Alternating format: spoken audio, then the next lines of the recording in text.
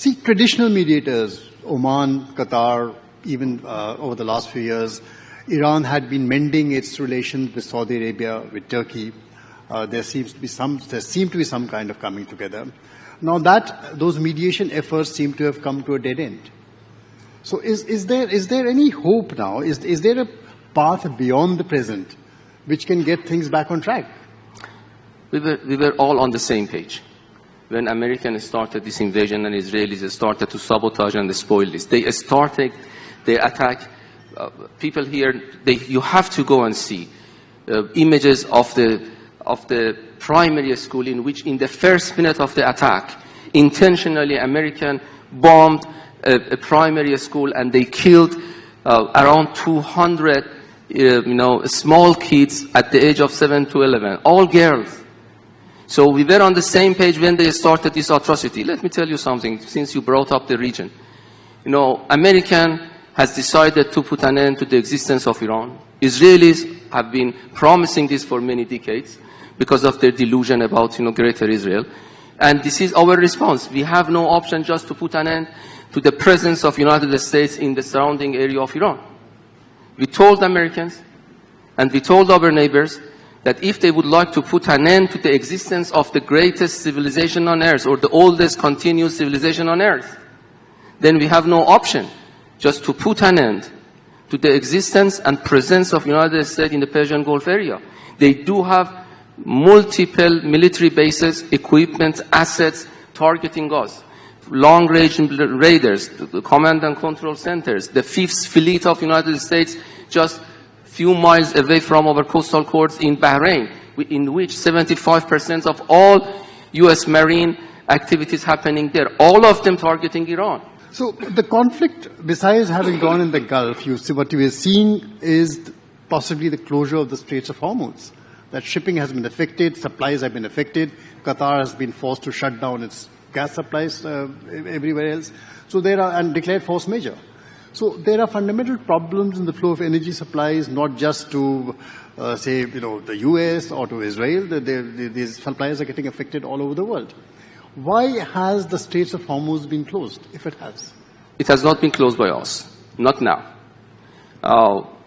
If we close it, we are going to announce it. All the declaration which has been made by Iran is very precise, very honest, and very straightforward.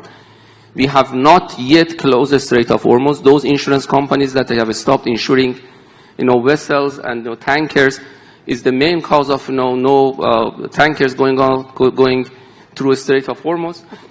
Yet we have said that no vessel, no tankers by U.S. or Israeli flag or those who have been helping them cannot go through the Strait of Hormuz. We are on the record that we have not closed the Strait of Hormuz, and we have no intention to do that until further notice. If we do that, we are going to announce that, and we are going to do that responsibly. We are anchor of stability. We are anchor of stability in the Strait of Hormuz because we are actually there, and we are also using that. So this is not our policy. This is not yet our decision, and we are very much open. It's very important question why we are here, and why American and Israelis started aggression against Iran and invaded Iran. This act of aggression, why happened? This is $1 million question. And if you pose this question to American administration, based on the market and the audience, you will get different answers. One day they say that, okay, it was because nuclear weapon program was happening in Iran. The other day would say that because Iran was posing an imminent threat. The other day would say that it is because of the change of the political structure of Iran. And they continue there. And recently they are now talking about Judeo-Christian crusade against Islam.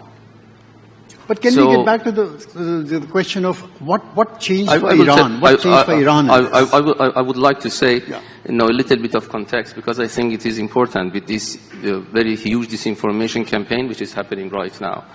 My country is under attack based on lies, based on flat lies that Iran was imposing imminent threat and these sort of things. You have to know that.